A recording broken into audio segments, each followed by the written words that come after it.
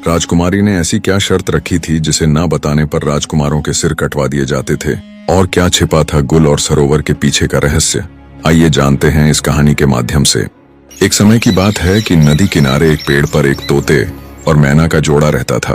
तोता अपनी पत्नी मैना से बहुत प्रेम करता था और उसकी हर इच्छा पूरी करने का प्रयास करता था। तोता शांत और सीधा साधा स्वभाव का था, जबकि मैना बहुत ही चालाक थी। एक दिन मैना ने तोते से कहा, हे स्वामी, प्रतिदिन एक जैसा भोजन खाते खाते मेरा मन ऊब गया है। आज आप कुछ स्वादिष्ट और अच्छा भोजन लाएं। पत्नी की बात मानकर तोता भोजन की तलाश में जंगल की ओर निकल पड़ा।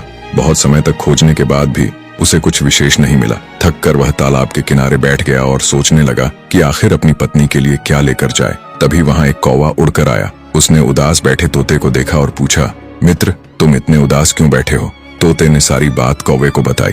उसकी बात सुनकर कौवा अपने घर गया और वहां से अनाज और दाने लाकर तोते को दिए। कौवे ने कहा, मित्र, ये अनाज और दाने बहुत अच्छे और स्वादिष्ट हैं, इन्हें अपनी पत्नी को दे दो। ये सुनकर तोता बहुत प्रसन्न हुआ और बोला, मित्र, मैं तुम्हारा यह उपकार कभी नहीं भूलूंगा। तोता अनाज और दाने लेकर अपने घर लौटने लगा। रास्ते में उसने झाड़ियों से कुछ आवाज सुनी। पास जाकर देखा तो वह चौंक गया। उसकी पत्नी मैना किसी दूसरे तोते से हंस हंस कर बातें कर रही थी। तोता चुपचाप घर लौट आया। जब मैना वापस आई तो तोते ने पूछा, तुम कहाँ गई थी? मैं कब से तुम्हारी प्रतीक्षा कर रहा हूँ। मैना बोली, स्वामी, मैं अपनी एक सहेली से मिलने गई थी। तोता बहुत दुखी हुआ, लेकिन मैना को इसकी परवाह न थी। वह तो अनाज और दाने देखकर बहुत खुश हो गई और बड़े चाव से खा गई। खाते खाते बोली, स्वामी, बहुत मजा आया। कल भी ऐसे ही स्वादिष्ट दाने और अनाज लेकर आना। लेकिन तोते को पूरी रात नींद न आई। वह सोचता रहा कि उसकी पत्नी ने उससे झूठ क्यों कहा। अगले दिन उसने अपने मित्र कौवे को सारी घटना सुनाई। कौवा बोला, मित्र, क्या जमाना आ गया है। मैं सोचता था कि केवल मनुष्य ही अपने स्वार्थ के लिए धोखा देते हैं, पर अब तो लगता है कि अब कोई भी भरोसे के योग्य नहीं रहा। तोते ने कहा, मित्र, धोखा कैसा? मैं समझा नहीं। तब कौवा बोला, तुम बहुत भोले हो। आओ, मैं तुम्हें एक मनुष्य की कहानी सुनाता हूँ, जिससे तुम्हें समझ आएगा कि किस तरह स्वार्थ चरित्र और विश्वास को नष्ट कर देता है। लेकिन ध्यान रखना, इस कहानी को अंत तक सुनना। तोते ने हामी भरी और कौवे ने कहानी सुनाना शुरू किया। बहुत समय पहले की बात है। पहाड़ों के पर एक राज्य बसा हुआ था। उस नगर में एक दयावान राजा रहते थे। उनकी 2 रानियां थीं और राजा दोनों से बहुत प्रेम करते थे, पर उन दोनों में से किसी ने उसे संतान का कोई सुख नहीं दिया था। एक बार राजा ने महल में भव्य नृत्य समारोह का आयोजन किया, जिसमें आसपास के गांवों की कन्याएं भी भाग लेने आईं। शाम का समय था और नृत्य कला का कार्यक्रम शुरू हो चुका था। तभी राजा की नजर अचानक से एक सुंदर स्त्री पर पड़ती है, जिसका नृत्य देखकर राजा उस पर मोहित हो जाता है। फिर अगले दिन राजा मंत्री को कहकर अपने विवाह का प्रस्ताव उस स्त्री के सामने रखवाता है, लेकिन वह स्त्री इस प्रस्ताव को सुनकर आश्चर्यचकित हो जाती है। वह मंत्री से कहती है, मुझे कुछ समय दीजिए, मैं सोचकर बताऊंगी। फिर अगले दिन वह स्त्री पत्र पर हाँ लिखकर राजा के पास भिजवा देती है और कुछ दिनों के बाद ही राजा उस स्त्री से विवाह कर लेता है। इस तरह अब राजा की 3 रानियां हो जाती हैं। कुछ सालों बाद उस रानी के 3 पुत्र होते हैं। राजा 3 पुत्र पाकर बहुत खुश था। धीरे धीरे समय बीतता गया और राजा के तीनों पुत्र बड़े हो गए। राजा महाराजाओं को जंगल में शिकार खेलने का शौक हुआ करता था। तो एक दिन राजा का बड़ा बेटा अपने घोड़े पर सवार होकर जंगल में शिकार करने के लिए गया। जंगल में शिकार करते करते पूरा दिन बीत गया, परंतु उसके हाथ एक भी शिकार नहीं लगा।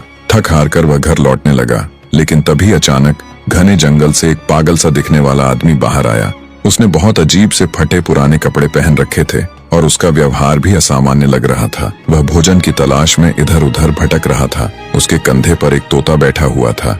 उस व्यक्ति और तोते के बीच बहुत गहरी दोस्ती थी, क्योंकि वही तोता अब उसका एकमात्र सहारा था। राजकुमार उस पागल से दिखने वाले व्यक्ति के पास गया और उससे बोला, आप कौन हैं और इस जंगल में क्यों भटक रहे हैं? लेकिन वह पागल व्यक्ति कुछ नहीं बोला, क्योंकि वह बहुत भूखा था और भोजन की तलाश में था। इतने में राजकुमार ने अपने थैले से कुछ लड्डू निकालकर उसे दे दिए। पागल व्यक्ति लड्डू देखते ही लपक कर खाने लगा।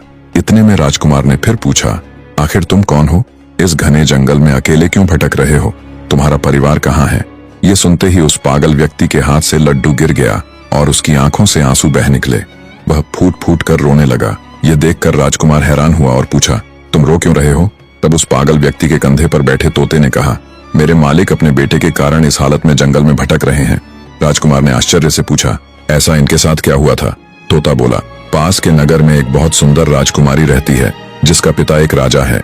वह अपनी बेटी का विवाह करना चाहता था और लड़की भी विवाह को तैयार थी, लेकिन उस लड़की की एक शर्त थी, वह उसी इंसान से विवाह करेगी जो उसके एक प्रश्न का सही उत्तर देगा, और यदि उत्तर न दे पाया तो उसका सिर कटवा दिया जाएगा। मेरे मालिक का एक पुत्र था जो उस राजकुमारी से विवाह करना चाहता था, लेकिन राजकुमारी के प्रश्न का उत्तर न दे पाने के कारण उसका सिर काट दिया गया। इसी सदमे से मेरे मालिक ने अपना मानसिक संतुलन खो दिया और इस हाल में आ गए। इतना तोते के बोलते ही वह पागल व्यक्ति वहां से चला गया। ये सारी बात सुनकर राजकुमार के दिल और दिमाग में उस राजकुमारी की बात गहराई से बैठ गई। महल की ओर लौटते समय भी पूरे रास्ते वही राजकुमारी उसके ख्यालों में घूमती रही। घर पहुंचकर रात में वह आराम से लेट तो गया, लेकिन सुबह उठने पर भी उसके मन में सिर्फ उसी राजकुमारी के विचार चल रहे थे। अंततः उससे रहा नहीं गया और वह घोड़ा निकालकर उस राजकुमारी के महल की ओर चल पड़ा। राजकुमार को बाहर जाता देख उसके माता पिता ने पूछा, बेटा कहाँ जा रहे हो? तब बड़ा राजकुमार कहता है कि हमारे पड़ोसी नगर में एक राजकुमारी रहती है और वह विवाह करना चाहती है, परंतु उस राजकुमारी का यह कहना है कि उसका एक प्रश्न है और जो कोई उसके प्रश्न का उत्तर दे देगा वह उससे विवाह कर लेगी, और जो उसके प्रश्न का उत्तर नहीं दे पाएगा उसका सिर कटवा दिया जाएगा। अब तक उसके चक्कर में कई लोग मारे जा चुके हैं। यह सुनकर राजकुमार के माता पिता ने उसे बहुत रोकने की कोशिश की, परंतु राजकुमार ने उनकी एक भी नहीं सुनी और राजकुमारी के महल की ओर निकल पड़ा। राजकुमारी के महल पर पहुंचते ही उसने राजकुमारी को देखा। वह अत्यंत सुंदरी थी। राजकुमार उसके रूप को देखता ही रह गया। राजकुमार ने राजकुमारी के पास अपने आने का कारण बताते हुए उससे विवाह का प्रस्ताव रख दिया। तो राजकुमारी कहने लगी कि मैं आपसे विवाह करने के लिए तैयार हूँ, परंतु आपको मेरे एक प्रश्न का उत्तर देना पड़ेगा, तभी मैं आपसे विवाह कर पाऊंगी, और यदि आप मेरे प्रश्न का उत्तर नहीं दे पाए तो आपका सिर कटवा दिया जाएगा। राजकुमार ने इस शर्त को स्वीकार कर लिया और बोला, राजकुमारी पूछिए, आपका क्या प्रश्न है? मैं आपके प्रश्न का उत्तर देने के लिए तैयार हूँ। फिर राजकुमारी अपना वह प्रश्न पूछती है जो अब तक वह कई लोगों से पूछती आ रही थी। जब राजकुमार ने प्रश्न सुना तो वह हैरान रह गया। उसे कोई उत्तर नहीं सूझा, और जब वह उत्तर नहीं दे पाया तो राजकुमार का सिर कटवा दिया गया। दोस्तों, आखिर ऐसा कौन सा प्रश्न था जो राजकुमारी पूछती थी, लेकिन कोई भी उसके प्रश्न का जवाब नहीं दे पाता था? इसके बारे में आपको आगे कहानी में पता चलेगा कि राजकुमारी ऐसा क्या पूछती थी और ऐसा क्यों करती थी कि जो भी राजकुमारी से विवाह करना चाहता था उससे वही एक प्रश्न पूछती और उत्तर न मिलने पर उसका सिर कटवा देती थी। इस तरह बड़े राजकुमार का सिर कटवा दिया गया। उधर राजमहल में सब उसके लौटने का इंतजार कर रहे थे, पर जब राजकुमार घर वापस नहीं आया तो मंझले राजकुमार ने विचार किया कि वह उस राजकुमारी के पास जाएगा और अपने भाई का पता लगाएगा। फिर वह अगले दिन वह भी राजा रानी से अनुमति लेकर उस राजकुमारी के महल पर पहुंच गया, परंतु जैसे ही उसने राजकुमारी के सुंदर रूप को देखा वह भी उस पर मोहित हो गया और मन ही मन सोचने लगा कि यह कितनी सुंदर स्त्री है, काश मैं इससे विवाह कर पाता। लेकिन फिर राजकुमार राजकुमारी से कहता है कि मेरे बड़े भाई कहाँ हैं? तो राजकुमारी कहती है कि मुझे इसके बारे में कुछ नहीं पता। यह सब सुनकर राजकुमार फिर से सोच में पड़ जाता है। तब राजकुमारी राजकुमार से कहती है, क्या सोच रहे हो? तब राजकुमार कहता है कि आप कितनी सुंदर हैं, मैं आपसे विवाह करना चाहता हूँ। तो फिर राजकुमारी कहती है कि मैं आपसे विवाह तो कर लूंगी, किंतु पहले आपको मेरे एक प्रश्न का उत्तर देना पड़ेगा। यदि आपने मेरे प्रश्न का उत्तर दे दिया तो मैं आपसे विवाह कर लूंगी, अगर नहीं दे पाए तो आपका सिर कटवा दिया जाएगा। तो राजकुमार कहता है, ठीक है, आप अपना प्रश्न पूछिए। लेकिन मंझला राजकुमार भी उसके प्रश्न का उत्तर नहीं दे पाता और उसका भी सिर कटवा दिया जाता है। इस प्रकार राजकुमारी से विवाह के चक्कर में उस राजा के 3 लड़कों में से 2 लड़कों के सिर कटवा दिए गए। अब बचा सबसे छोटा राजकुमार जो थोड़ा चतुर था। वह अपने माँ बाप से कहता है, पिताजी, हम उस हत्यारिन राजकुमारी से अपने भाइयों का बदला लेने जा रहे हैं। या तो मैं उस हत्यारिन से बदला लेकर आऊंगा, अन्यथा आप यह समझ लेना कि आपका कोई बेटा था ही नहीं। राजकुमार के माता पिता ने उसे रोकने की बहुत कोशिश की, लेकिन वह प्रतिशोध की आग में जलता हुआ राजकुमारी से बदला लेने के उद्देश्य से राजकुमारी के महल की ओर चल देता है। रास्ते में जाते जाते उस लड़के ने विचार किया कि जैसे मेरे भाई गए थे, अगर मैं भी वैसे ही गया तो मैं भी मारा जाऊंगा, लेकिन जाऊंगा तो जरूर। कुछ सोचने समझने के बाद उसने क्या किया कि उसने राजकुमारी के महल से थोड़े पहले एक बगीचा देखा। वहां उसने अपने घोड़े को वहीं पर छोड़ दिया और उस बगीचे के अंदर चला गया। राजकुमारी वहां पर उस शांत वातावरण में विश्राम करने आया करती थी। उस बगीचे में एक सरोवर था और उस सरोवर के किनारे वह राजकुमार एक आम इंसान की वेशभूषा में खड़ा हो गया। जब राजकुमार सरोवर के किनारे खड़ा था तभी राजकुमारी अपनी कुछ सहेलियों के साथ उसी बगीचे में आई। कुछ समय बाद राजकुमारी ने अपनी एक सहेली से कहा कि हमें पानी लाकर दो, हमें बहुत तेज प्यास लगी है। अब उस राजकुमारी की बात सुनकर उसकी एक सहेली हाथ में बर्तन लेकर उसी सरोवर पर जल लेने के लिए आती है, जिस सरोवर पर वह राजकुमार आम इंसान के रूप में पहले से ही खड़ा था। जब राजकुमारी की सहेली ने राजकुमार को देखा तो उसके रूप को देखकर वह मोहित हो गई। राजकुमारी की सहेली सरोवर से जल भरकर ले आई और राजकुमारी को पिलाया, फिर तुरंत लौटकर सरोवर के पास चली गई। वहां जाकर उसने उस आम आदमी यानी राजकुमार से कहा, आप कौन हो और यहाँ क्या कर रहे हो? मैं आपको देखते ही आपके रूप पर मोहित हो गई हूँ और मैं शीघ्र ही आपसे विवाह करना चाहती हूँ। फिर राजकुमार कहता है, वह तो ठीक है, लेकिन आप कौन हैं? फिर वह लड़की कहती है, मैं इस राज्य की राजकुमारी संयोगिता की सहेली पद्मावती हूँ। यह सुनकर राजकुमार सोचता है कि यह तो उसी राजकुमारी की सहेली है, इसके माध्यम से ही मैं उस राजकुमारी का रहस्य जान सकता हूँ। तब वह राजकुमार राजकुमारी की उस सहेली पद्मावती के साथ उसके घर चला जाता है। पद्मावती अपने आंगन में चारपाई बिछाकर राजकुमार को बैठा देती है और भोजन करवाती है। फिर कहती है, आप क्या सोच रहे हो? आप विश्वास कीजिए, मैं आपको कभी धोखा नहीं दूंगी, क्योंकि मैं तुम्हारे रूप पर दीवानी हो चुकी हूँ। मैं तुमसे प्यार कर बैठी हूँ। जब इतनी बात राजकुमार ने सुनी तो वह रोने लगा। उसकी आंखों से आंसुओं की धारा बहने लगी। वह कहने लगा, मैं सरोवर के किनारे इसलिए घूम रहा था क्योंकि तुम्हारी राजकुमारी इतनी हत्यारिन है कि उसने अब तक कई लोगों के सिर कटवा दिए हैं और उन्हीं में मेरे 2 भाई भी मारे गए हैं। इसलिए मैं अपने भाइयों की हत्या का बदला लेना चाहता हूँ। मैं यह जानना चाहता हूँ कि राजकुमारी कौन सा सवाल पूछती है। तब पद्मावती कहती है, वह तो हम आपको बता देंगे, लेकिन पहले आप हमसे वादा कीजिए कि आप हमसे विवाह करेंगे। राजकुमार उसकी बात मान लेता है।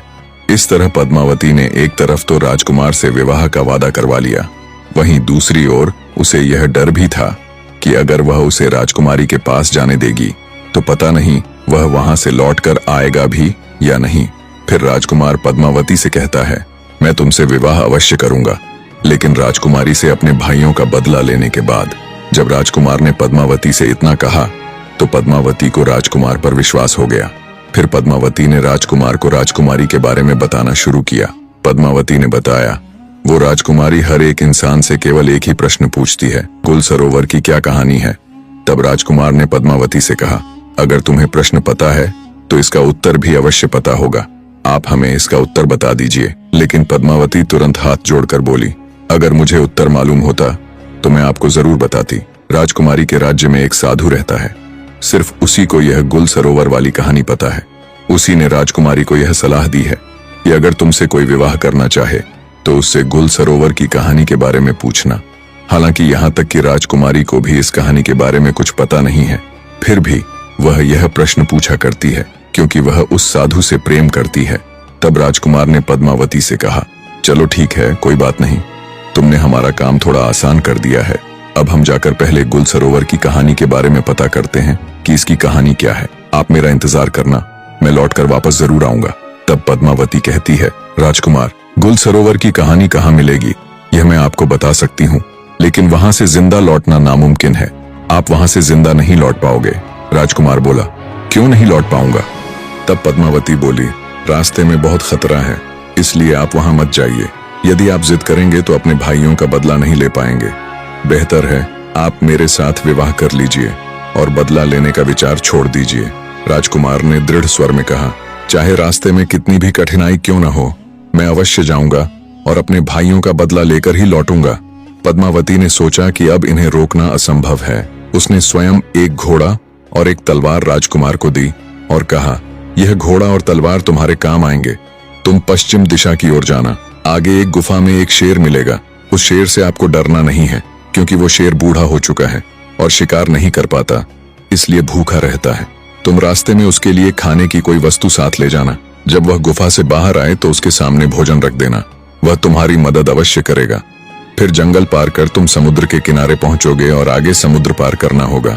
इतना कहकर पद्मावती ने राजकुमार को विदा किया। जाते समय पद्मावती बोली, वादा मत भूलना, चाहे कुछ भी हो जाए लौटकर अवश्य आना, मैं जीवन भर तुम्हारा इंतजार करूंगी। राजकुमार ने विश्वास दिलाते हुए कहा, तुम चिंता मत करो, मैं लौटकर जरूर आऊंगा और तुमसे विवाह करूंगा। इसके बाद राजकुमार पश्चिम दिशा की ओर बढ़ने लगा। कुछ ही दूर जाने पर उसे वही गुफा मिली जिसमें बूढ़ा शेर रहता था। राजकुमार ने जैसा पद्मावती ने कहा था, रास्ते से भोजन लाकर शेर के सामने रख दिया। भूखा शेर भोजन पाकर बहुत प्रसन्न हुआ और तुरंत खाने लगा। अब संध्या हो चुकी थी, हल्की ठंड बढ़ रही थी और अंधेरा छा रहा था।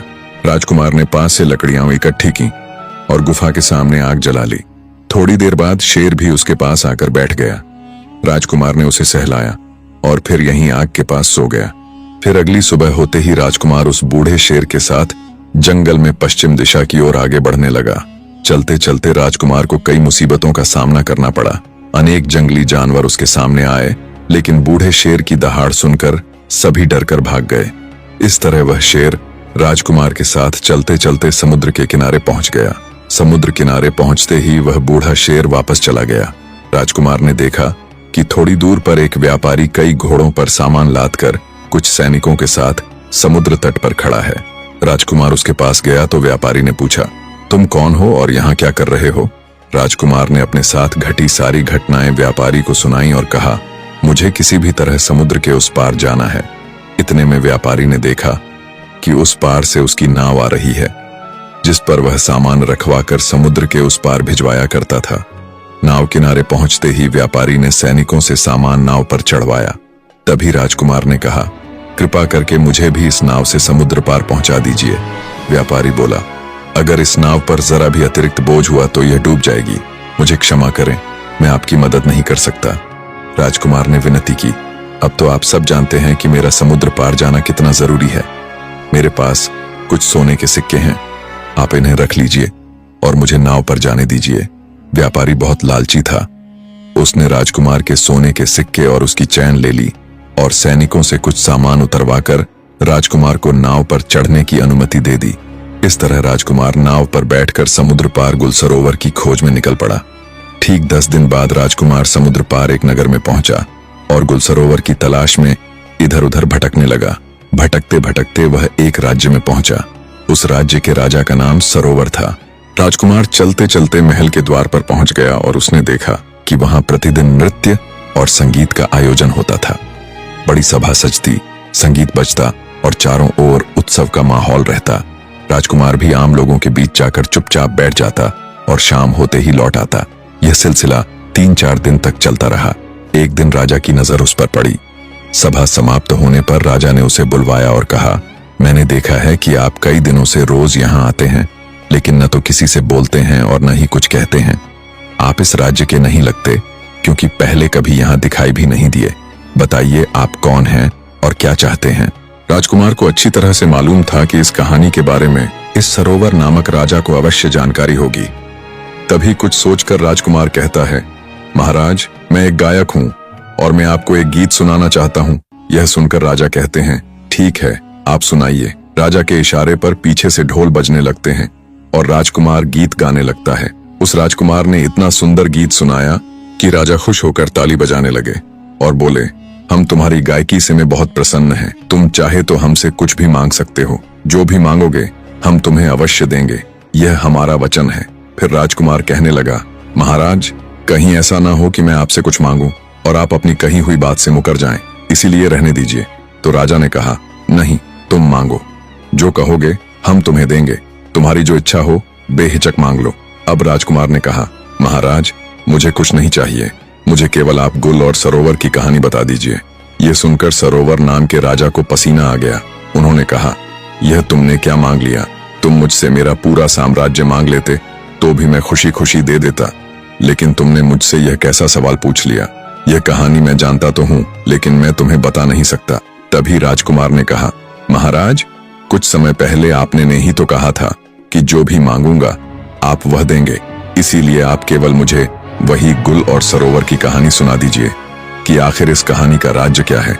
अब महाराज अपने ही दिए हुए वचन में फंस जाते हैं और कहने लगे, अगर तुम्हारी यही इच्छा है तो मैं तुम्हें गुल और सरोवर की कहानी सुना दूंगा, लेकिन कहानी खत्म होने के तुरंत बाद तुम्हारा सिर कटवा दूंगा। अगर तुम इस बात पर राजी हो तो हम तुम्हें कहानी सुनाएंगे।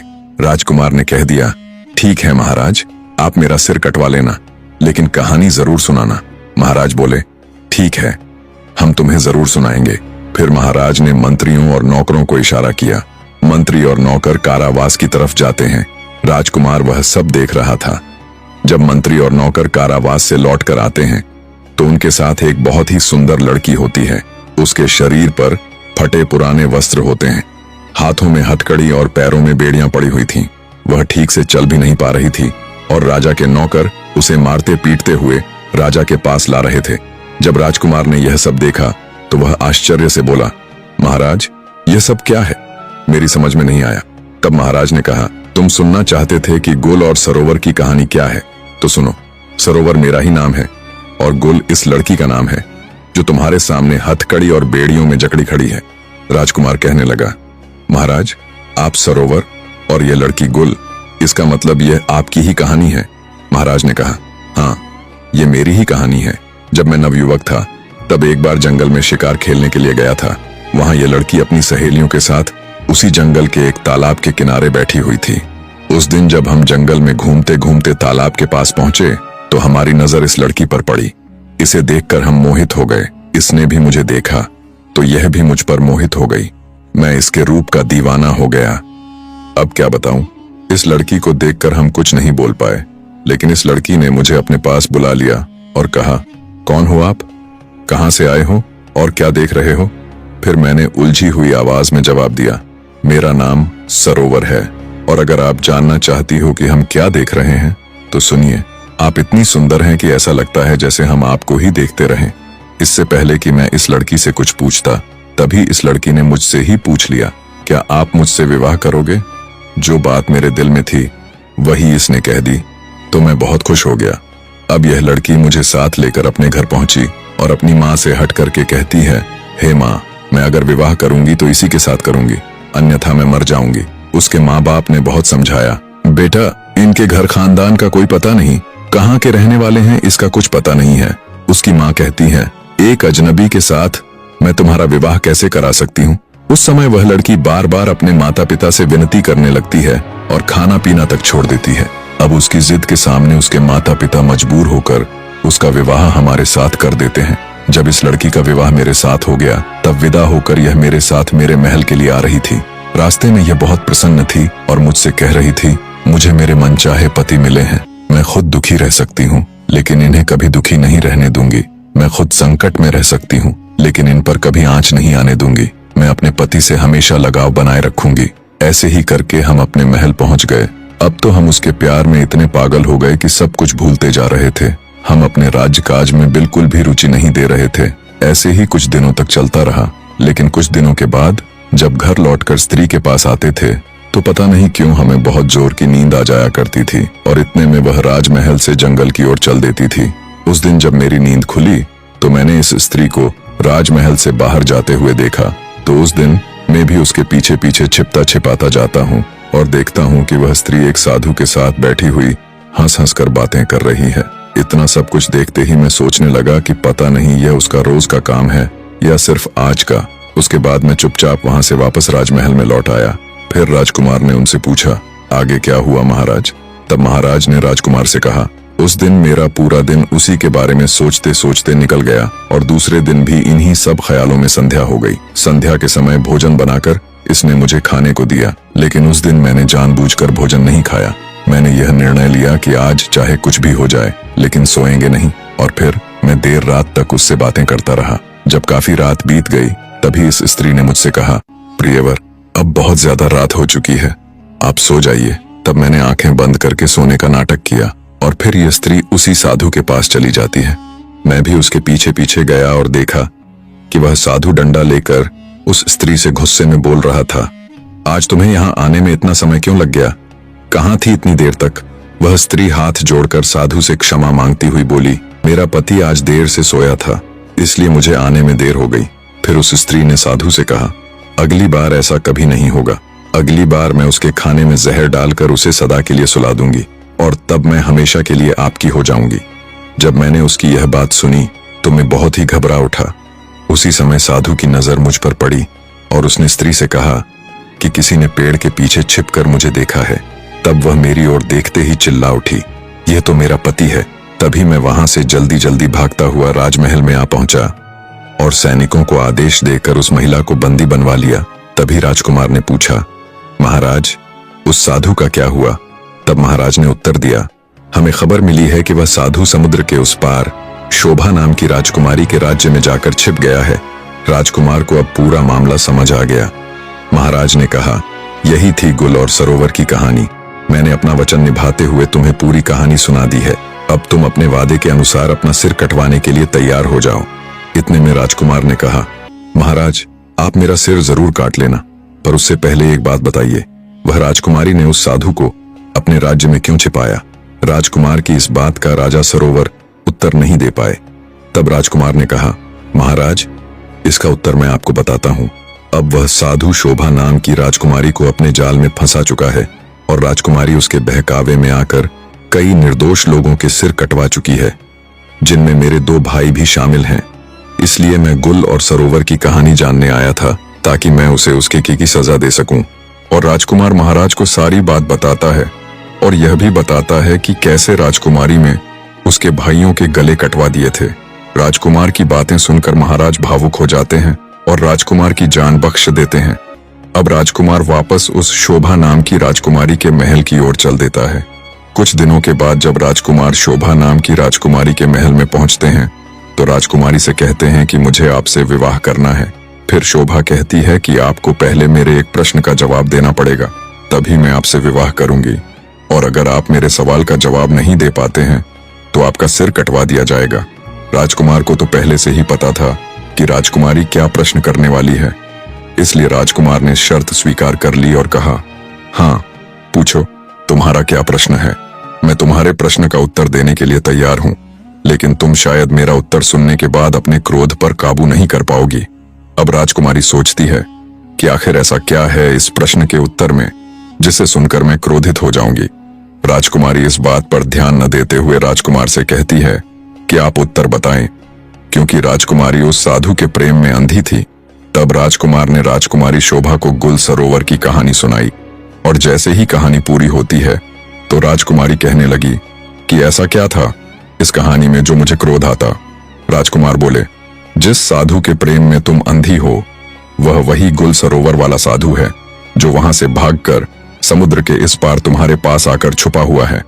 अब शोभा को विश्वास नहीं हुआ और वह तुरंत राजमहल से निकलकर अपने राज्य में उस साधु के पास पहुंचती है। राजकुमारी शोभा के पीछे पीछे वह राजकुमार भी जाता है और वहां पहुंचकर शोभा उस साधु से पूछती है कि तुम कौन हो? साधु घबरा जाता है और कुछ बोल नहीं पाता। तब राजकुमारी को पूरा विश्वास हो जाता है कि यह वही साधु है जिसने महाराज सरोवर को धोखा दिया था। अब राजकुमारी उस साधु से कहती है, तुम्हारे चक्कर में कई लोगों का सिर कटवाया गया, तुमने ही सभी लोगों को जंगल में ले जाकर उनका सिर कटवाया है। अब तुम्हें भी सजा मिलेगी, तुम्हारा भी सिर राज्य के सभी लोगों के सामने कटवाया जाएगा। इतना सुनते ही साधु बोला, राजकुमारी जी मुझे माफ कर दो, मैंने किसी की जान नहीं ली, वे सभी लोग अभी भी जिंदा हैं।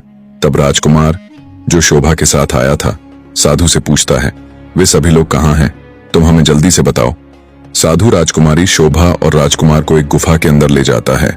वहां उसने सभी लोगों को जाल के अंदर कैद कर रखा था क्योंकि वह साधु उन्हें बेचने वाला था। राजकुमार उन सभी लोगों को वहां से आजाद कराता है और संयोग से उसके दोनों बड़े भाई भी वहीं मिल जाते हैं। तीनों भाई गले मिलकर भावुक हो जाते हैं। इसी समय राजकुमारी सैनिकों को आदेश देती है और साधु को बंदी बनवाकर महल ले जाती है। वहां वह साधु को हमेशा के लिए कारागार में डाल देती है और राजकुमार भी अपने भाइयों के साथ महल में पहुंचता है। उसे देखकर उसके माता पिता बहुत प्रसन्न होते हैं और अगले ही दिन वह शोभा की सहेली यानी पद्मावती को अपने महल में बुला लेता है और कुछ दिनों बाद वह पद्मावती से विवाह कर लेता है। कहानी के अंत में कौवा तोते से कहता है, मित्र, जब किसी मनुष्य या प्राणी को अपना स्वार्थ दिखने लगता है तो वह अपने ही लोगों को बेवकूफ बनाकर अपना फायदा उठाता है और उसके साथ रहने वालों को इसकी भनक तक नहीं लगती। तो दोस्तों, इस कहानी से हमें यह सीख मिलती है कि हमें कभी भी किसी पर आंख मूंद कर भरोसा नहीं करना चाहिए। बिना समझे किसी की बातों में आकर अपने अपनों के साथ विश्वासघात नहीं करना चाहिए और न ही उनकी भावनाओं से खेलना चाहिए। अगर आपको यह कहानी पसंद आई हो तो इसे लाइक और शेयर करें और चैनल को सब्सक्राइब करना न भूलें। तो मिलते हैं अगली नई कहानी के साथ। धन्यवाद।